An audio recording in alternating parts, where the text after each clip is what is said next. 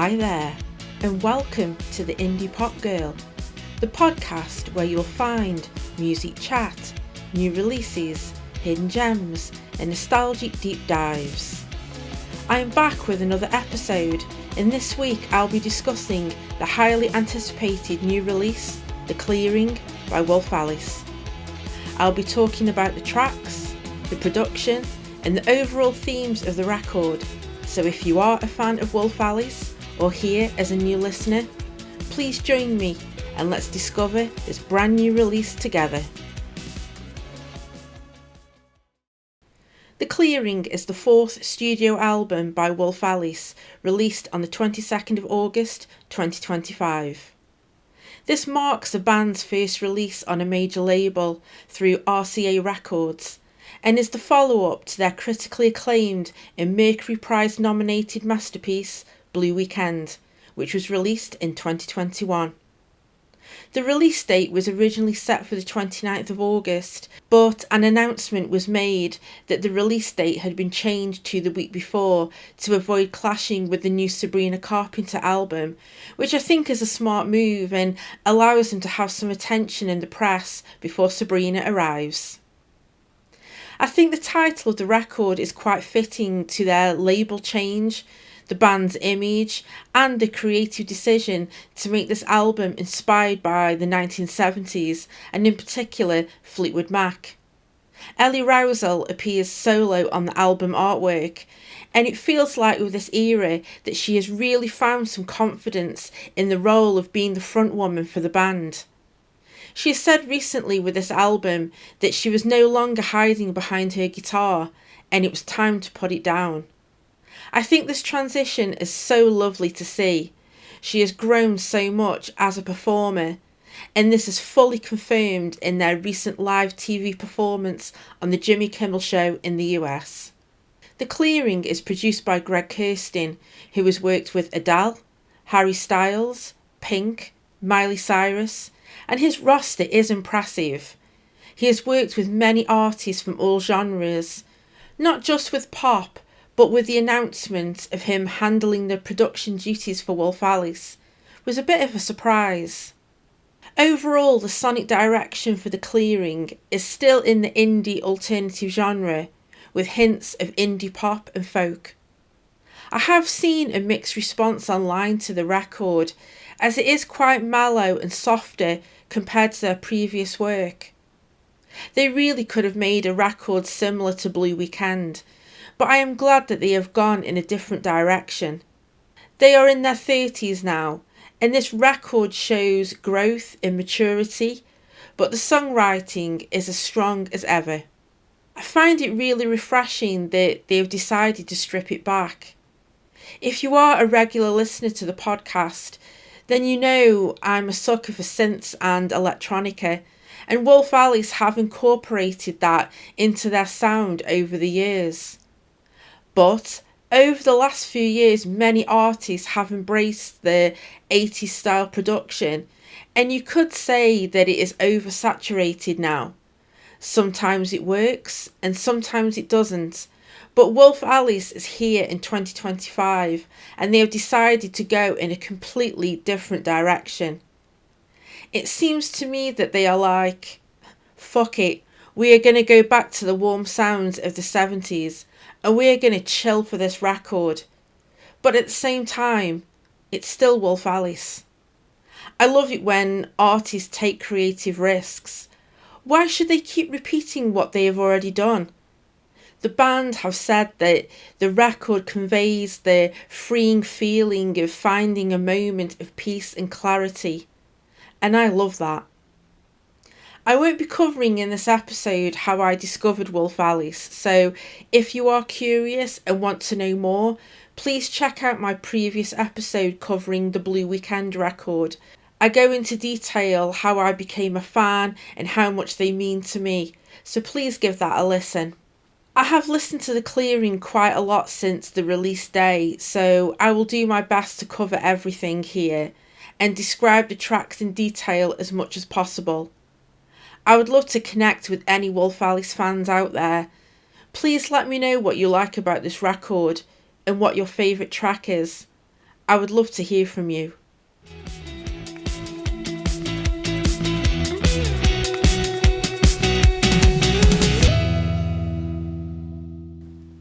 As I have mentioned in previous episodes, I will not be playing clips of the songs, so if you are curious, then please support the artists I cover by streaming, downloading, or buying physical copies. Thank you. Track 1, Thorns. Oh my god, I was not expecting to be crying like I did for the opening track. I was not prepared for it, and I was in tears all the way through this. I am glad that I avoided hearing anything of Thorns before release day, because it made the experience all the more special. Lyrically, the song is reflecting on a breakup.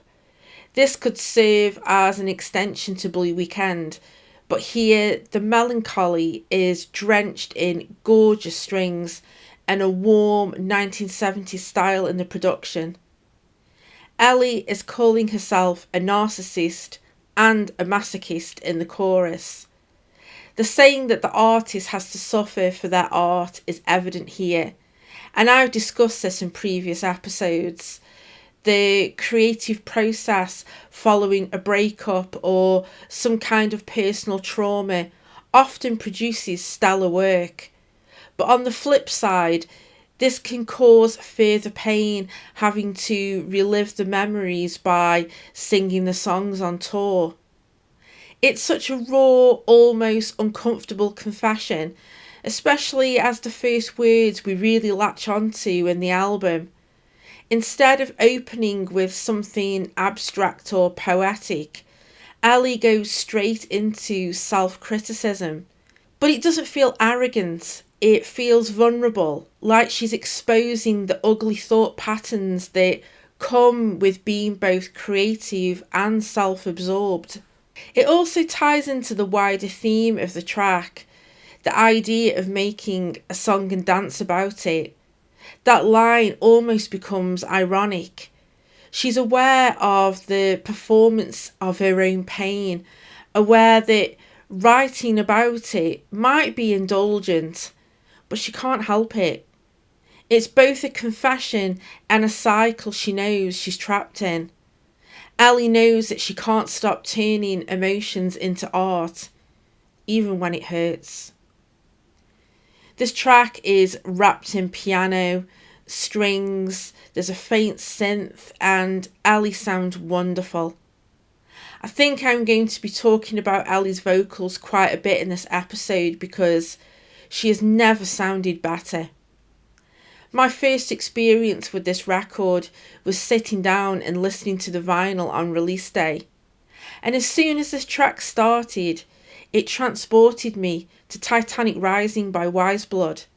Another record that dabbles in a 1970s style production and mixes strings with synths, and Thorns definitely reminded me of the sonics in that record.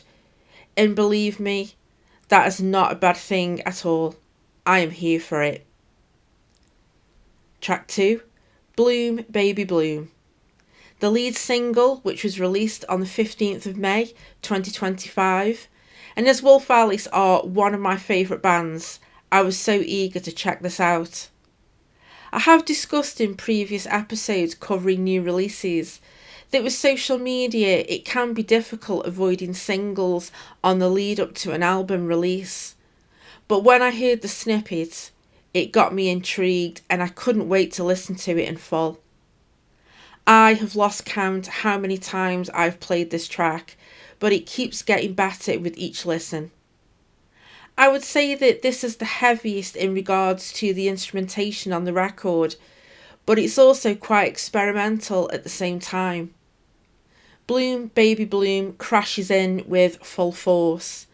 It's bold, messy, and unapologetically alive, a real burst of energy that sets the album in motion.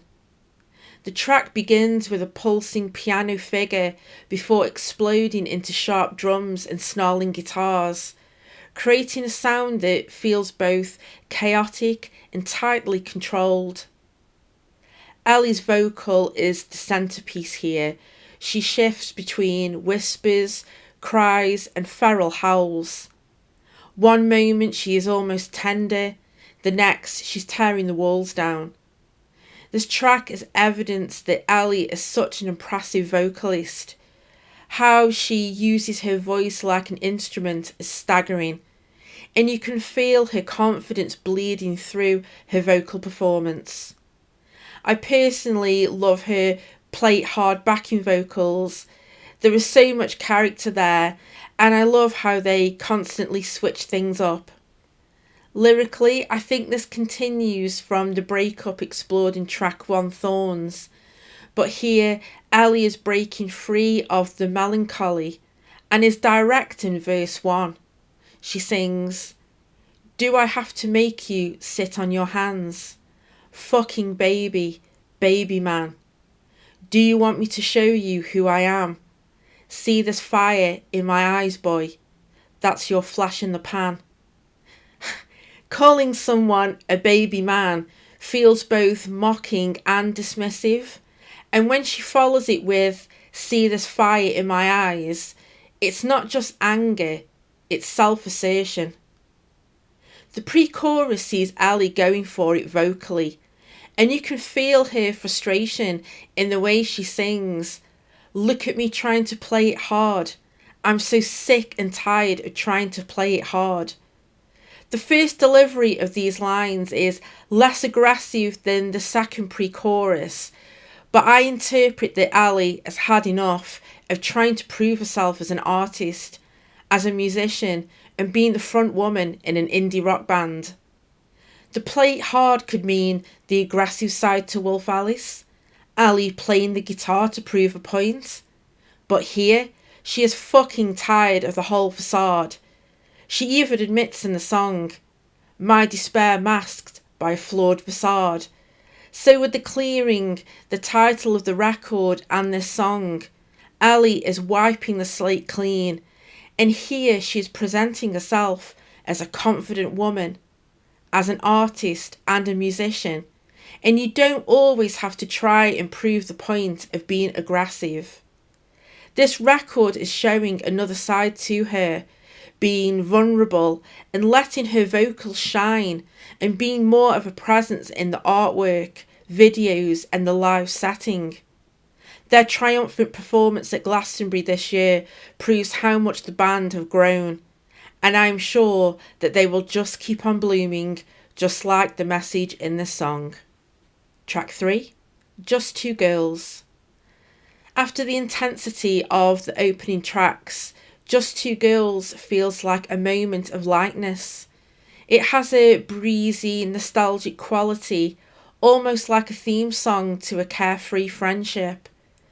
The instrumentation is softer and more playful, with a warm groove that immediately shifts the mood of the album. Lyrically, it's a celebration of connection.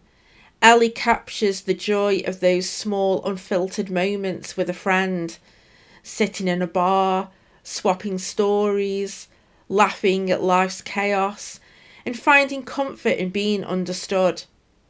The repeated images of chatting, smoking, and drinking together paint an intimate picture of friendship that feels universal. It could be linked to Bros from My Love Is Cool.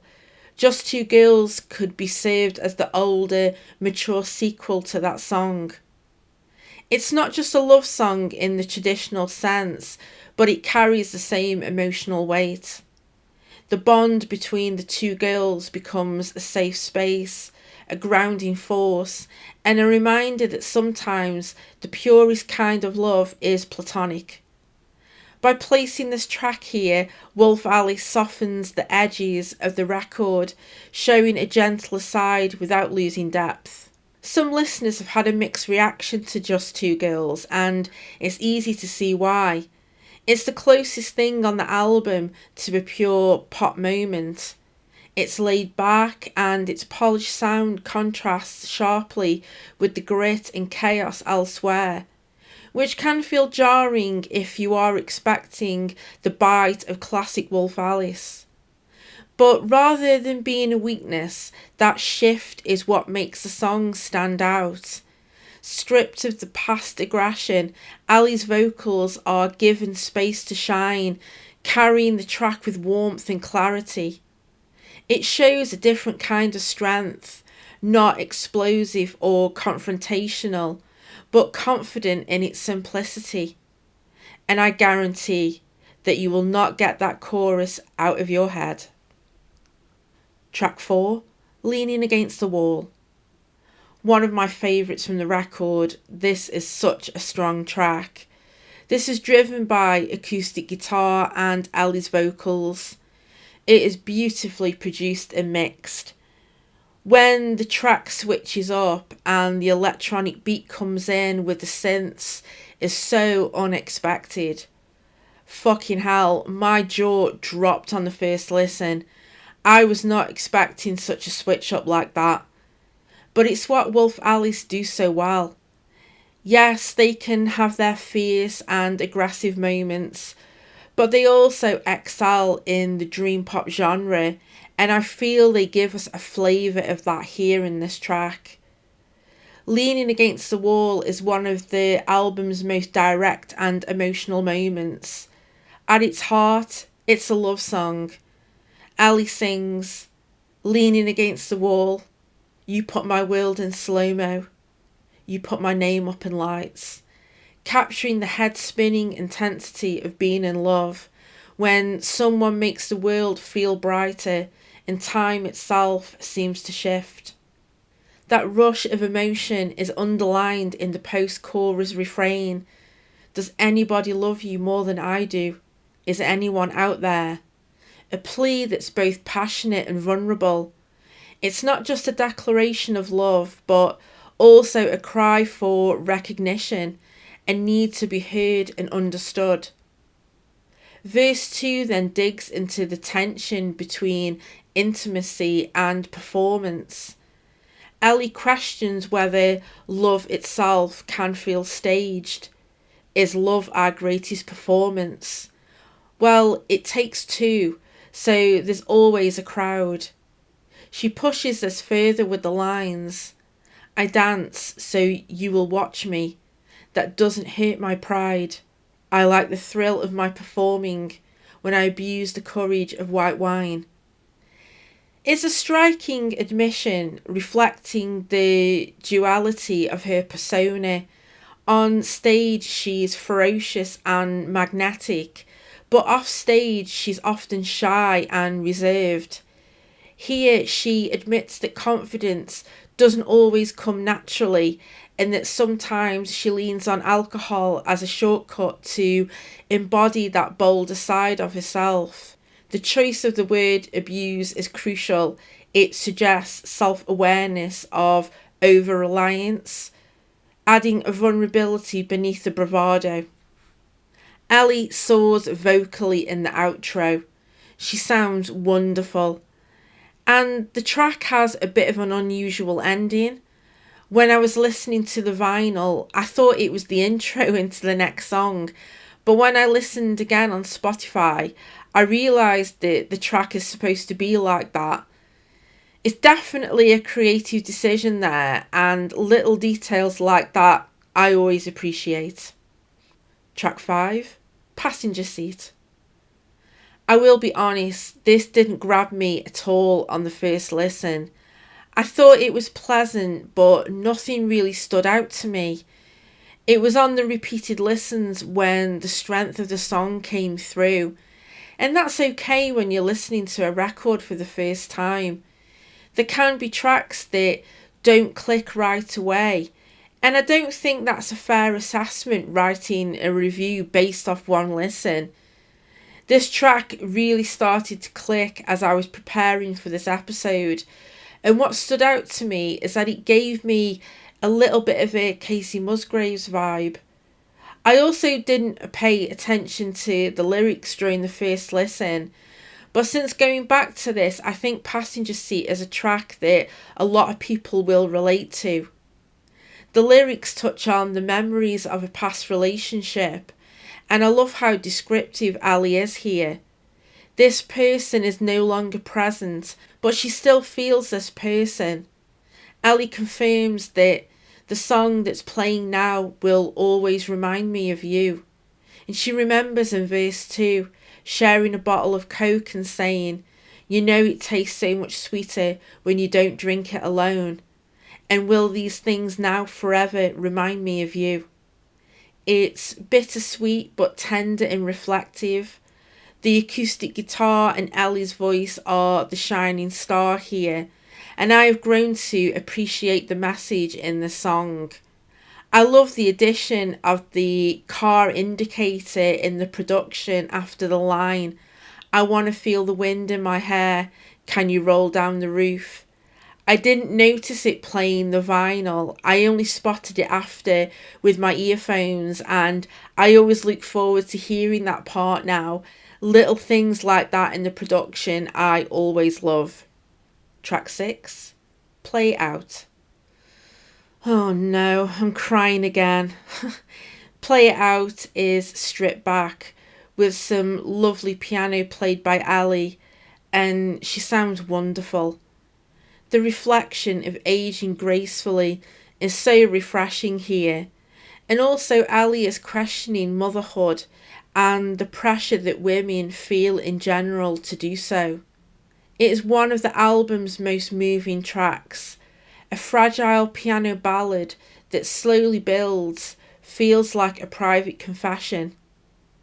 Ali reflects on aging and the unknowns of life with tenderness and honesty, questioning what it means to move forward with grace rather than fear. The lyrics about wanting to age with excitement capture a rare optimism, finding beauty in the passage of time instead of mourning it. What really struck me here is the way Ali touches on motherhood and the weight of expectation placed on women. She questions whether that role is something she truly wants, or whether it's something society tells her she should want. It's such a brave thing to put into a song, because those pressures are still so strong, and it's something I relate to myself. I've made the decision not to have children, and like Ellie, I've felt the pressure of those questions. Hearing it voiced so openly feels validating, like permission to say it out loud without shame. In verse 2, Ellie says, "In sickness and good health, I promise to love and cherish myself." God, that is so powerful. She is putting herself first and making it the priority, and fuck everyone else and their opinions. Ellie knows what she wants in life and what makes her happy, and it's refreshing to hear her question motherhood in a way that isn't full of doubt, but instead grounded in self-assurance. She's content to focus on other things that will fulfill her music, her creativity, and the joy of aging on her own terms. Of course, being in the music industry brings its own pressures, especially for women, but in this song, Ellie sounds at peace with it all. She wants to grow older without fear, to go grey, to feel delighted, not to exist simply as something sexy for a man. I love her message here, especially in a world where social media filters and surgical enhancements are constantly pushed as ideals. Ellie's words cut through as something crystal clear and authentic, and for a woman, that's deeply empowering. Track 7, Bread, Butter, Tea, Sugar. This track gave me a 70s soft rock feel. There was some nice bass and piano in the mix. I think the song is describing possibly a toxic relationship. Ellie knows that it's no good for her, but it holds a strange pull. The comfort comes from a destructive intensity. She compares love without passion to bread without butter, or tea without sugar, bland and flavourless, lacking life. The implication is clear. Even if the relationship is damaging, it still offers something she craves. The sex might be better, the highs might be intoxicating, and that's more tempting to her than the thought of a flat, safe connection with no spark. It's a brutally honest way of framing desire, acknowledging that sometimes we stay in situations that aren't good for us because the alternative feels empty. Ellie tells us in verse 1 that she can't even hate this person. She would rather hate herself instead. She sings, "Wake up alone in my bed when I could have you here between my legs," which I assume that the relationship is fueled by sex and there is possibly no emotional connection between the two. I think this could be linked to the last track, The Sofa, where Ali says, "I want to settle down, oh to fall in love, but sometimes I just want to fuck." She craves the emotional connection with someone, the intensity of being in love.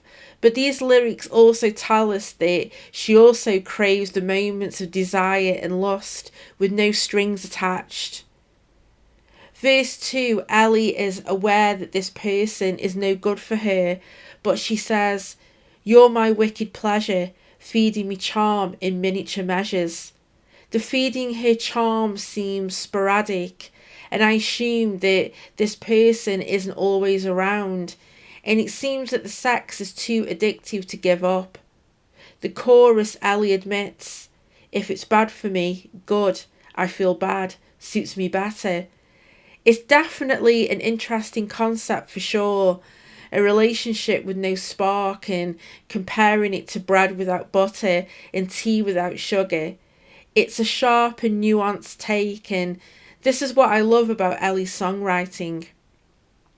Ellie's spoken word during the outro gave me Lipstick on the Glass vibes. It's quite dark and unsettling.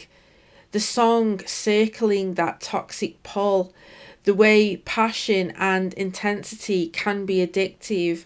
But to me, it seems in the outro that Ali is almost breaking free of that cycle.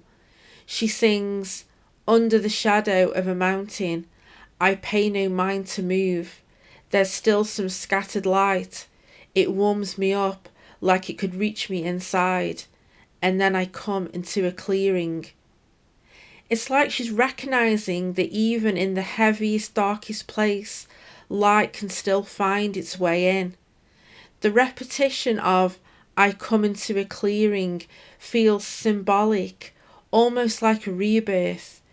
It ties directly into the title of the record, suggesting that the whole album is about navigating through shadow and toxicity towards some form of clarity, release, or self acceptance. The outro suggests she's seeing the truth of the relationship. She's no longer just caught in the cycle of wanting the flavour despite the damage. She's glimpsing a way out. The fact that it directly references the clearing makes it even more significant, as if this moment of light is the emotional heart the whole album pivots around. And I just have to shout out Ali's distant backing vocals. She is soaring with hints of reverb, and it sounds fucking fantastic underneath her spoken word delivery. Track 8, Safe in the World. Safe in the World feels like one of the most direct and emotionally open tracks on the clearing. Where some of the album thrives on tension or ambiguity, this one is softer, warmer, and almost protective in tone, as if Ali is trying to create a safe space in the middle of all of the chaos. The instrumentation is gentle and glowing, with steady rhythms and layered textures that give the song a comforting presence. It has a dreamlike quality, wrapping you up in a blanket of sound. Ellie's vocal floats right at the centre, delicate but assured, carrying the sense of reassurance that the title promises. Lyrically, the song speaks to intimacy and care, that feeling of finding safety in another person, even when the world outside feels unsteady. It's about the way love, in its simplest form, can ground us, making us feel protected, seen, and held. There's a tenderness here that makes it one of the album's most heartfelt tracks. Placed towards the latter half of the clearing, Safe in the World acts almost like a moment of healing after the turbulence of earlier songs. And I will be honest, this didn't grab me at all during my first listen. I needed more time with it, but now I have sat with the record over the past few days. Like Passenger Seat earlier, the strength of the song has come through and it is absolutely beautiful. Track 9, Midnight Song. This haunting ballad is driven by acoustic guitar and some atmospheric strings. And what a vocal performance from Ellie. When she harmonises with herself in this way, it is absolutely stunning. The production is crisp and the mixing of Ellie's vocals is crystal clear. As the title suggests, Midnight Song feels like the record is slipping into a darker, more dreamlike space. The atmosphere is hushed and shadowy, with slow burning instrumentation that sways like it's caught between a lullaby and Ali's voice, almost Kate Bush-esque in her delivery. It's intimate but uneasy, carrying the sense that something is stirring under the surface. Midnight Song feels like a spiritual sibling to After the Zero Hour from Visions of a Life. Both tracks have that hushed melancholic quality drenched in atmosphere. They're not built on big hooks or explosive choruses, but it has that sense of drifting into another world. Where a lot of Wolf Alice's catalogue thrives on loud, quiet dynamics, these songs sit entirely in the quiet, and that's what makes them so striking. Another connection I made while listening to Midnight Song is that the strings and acoustic guitar in particular reminded me of Goldfrapp's Tales of Us record, that same cinematic sweep, dark yet tender, and it feels like it belongs in a film score. It feels like Wolf Alice are drawing from a similar place of inspiration, where the arrangements are stripped back, but loaded with emotion, creating intimacy through restraint rather than volume. I love the attention to detail in this song, especially during the line, "Keep to the beat of the horses racing on TV." You hear a sound in the production like galloping horses. It's something that you would only pick up on headphones, but I thought it was such a nice touch, especially as the next track is called White Horses. Track 10, White Horses. White Horses picks up the pace and drummer Joel Amy joins Ellie with the vocal duties. The instrumentation is driven by acoustic guitar and their voices go so well together here. They add such a powerful impact, as I read that the lyrics are inspired by Joel's family and heritage. I read that Joel's grandmother is from St. Helena, which is referenced in verse 1. Wrote a scholar from the island that they kept from me. Joel didn't know about the connection to the island until recently, as Joel's mother and aunt were adopted. I sense that Joel and his sister don't get along, as this is also referenced in verse 1, with the "my sister paints apathy like blasphemy" line. I get that she isn't on the same page as Joel, and probably doesn't share the same views or perspective. What is significant here is that Joel wraps up the first verse with the line, "It's my choice to choose who I embrace as family. My choice to choose. Yeah, my choice to choose. This might not necessarily be his blood family, but could be friends or his bandmates that he sees as his chosen family. It's a powerful statement towards the end of the record, and I think a lot of people will resonate with the message of the song. Ellie's vocals are absolutely stellar in the pre chorus and chorus. Her delivery and tone gave me a bit of a Susie Sue vibe, which I am here for. Ellie really does lean into a darker, sharper vocal tone, and that dramatic edge is very Susie Sue. It's got that commanding, almost theatrical presence where her voice cuts through the haze of the track. Not in a polished pop way, but in this raw, art rock, gothic way that Susie mastered. Ellie's vocals have always been impressive, but there is something about this record where I think she is making a conscious effort for her vocal to be front and centre. She is a vocal chameleon for sure, and I can't wait to hear these songs performed live.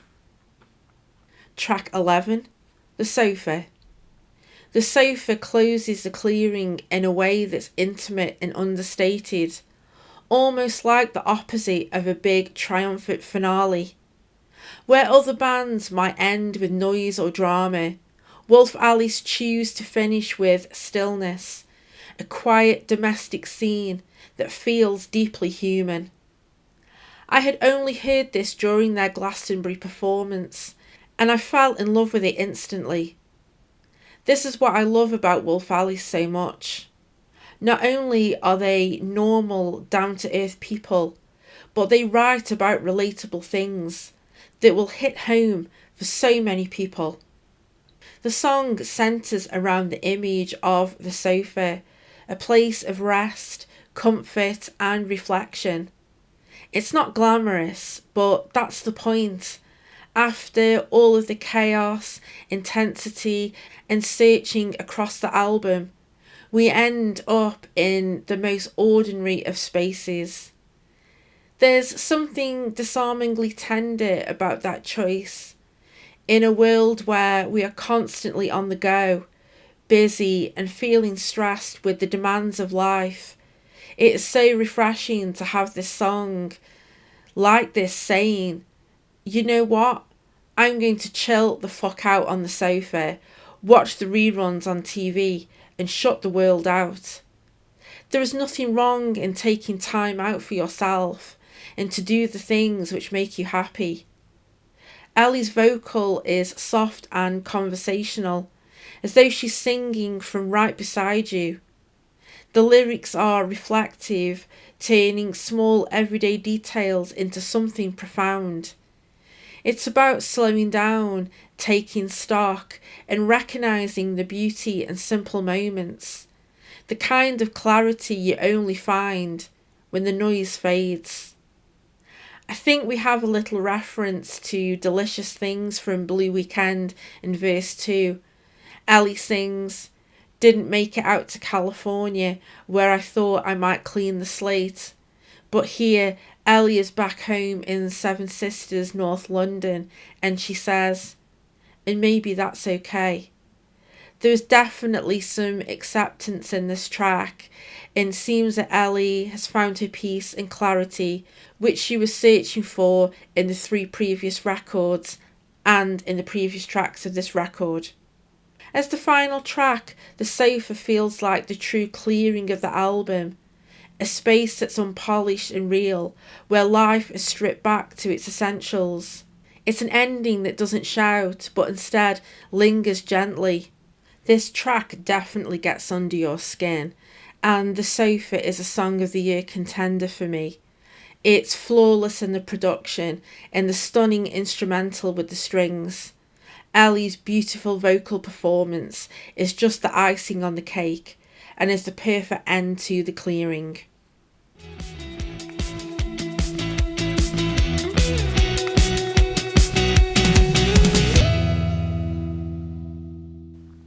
The album has generally been well received, with most critics praising Wolf Alice's artistic maturity and confident evolution. It's frequently described as a moment of clarity and reflection, emerging from the impassioned chaos of their earlier work. Ellie Rousel's vocals have been widely praised for feeling more nuanced and expressive than ever, while the songwriting is celebrated for being strong, thoughtful and richly textured, marked by 70s-inspired influences like Fleetwood Mac, The Carpenters, ELO and Kate Bush, yet still entirely their own. However, the album has also drawn critique for feeling overly polished. A few reviewers argue that it lacks the raw edge and weirdness that gave Wolf Alice their distinctive edge. Some see the more streamlined sound as a step toward mainstream territory. I disagree there. Yes, we haven't got a yuck foo or play the greatest hits moment on The Clearing, but there are still some experimental moments, such as Bloom Baby Bloom, Leaning Against the Wall, and Bread Butter Tea Sugar. Midnight Song is a callback to Visions of a Life, and they can also write some absolutely gorgeous songs with emotional impact, such as Thorns, Play It Out, and The Sofa. Ellie has never sounded better. What this woman does with her voice is fucking unreal. The amount of emotion she packs into The Clearing has to be praised. Ellie is one of my favourite vocalists of all time. She sings like an angel on this record, and this 70s warm sound suits her voice and Wolf Alice as a band in 2025. I have sat with this record quite a bit now over the course of the week, and I found it to be a rewarding and cohesive experience. I might not have had the same first listen experience compared to Blue Weekend in 2021, but The Clearing is a mature, beautiful piece of work. They are creating the music that they want to create, working with the people who they want to collaborate with, and I think Greg Kirsten has done such a fantastic job with the production. Even the tracks that didn't fully grab me on the first listen, the strength is coming through with repeated listens, and I can see this ending up in my top records of the year for sure. I was lucky to get tickets for their Liverpool early evening show, which is taking place on Monday the 1st of September, and I can't wait to hear this record performed live in such an intimate venue. If you are new to Wolf Alice, then you have such an impressive discography to discover. For me, they are the best British band around at the moment. How they have managed to produce 4 records over 10 years with such high quality is staggering, and it will just be a matter of time when they will be headlining Glastonbury for the very first time. Thank you so much for tuning into this episode. Please follow me on Instagram, Facebook and Threads at The Indie Pop Girl. If you enjoyed this episode, I'd love it if you could follow and share, as it helps other music lovers to find the show. I am also on YouTube. You can find me at The Indie Pop Girl Podcast, and I'd be grateful if you could subscribe, as I'm creating content, shorts and posting teasers for upcoming episodes. I have recently made the brave move to join TikTok, and I'm working hard to create some good content for you. You can find me on TikTok at The Indie Pop Girl Podcast if you want to give me a follow. I've also created a public Spotify playlist and added some of my favourite tracks from the artists that I've already covered, and as the episodes grow, I'll be adding more, so if you are curious with any of the artists and albums that I have covered, please give it a listen, and who knows, you might find a new discovery. You can find me on Spotify at The Indie Pop Girl, and the playlist is called Favourite Tracks from Podcast Episodes.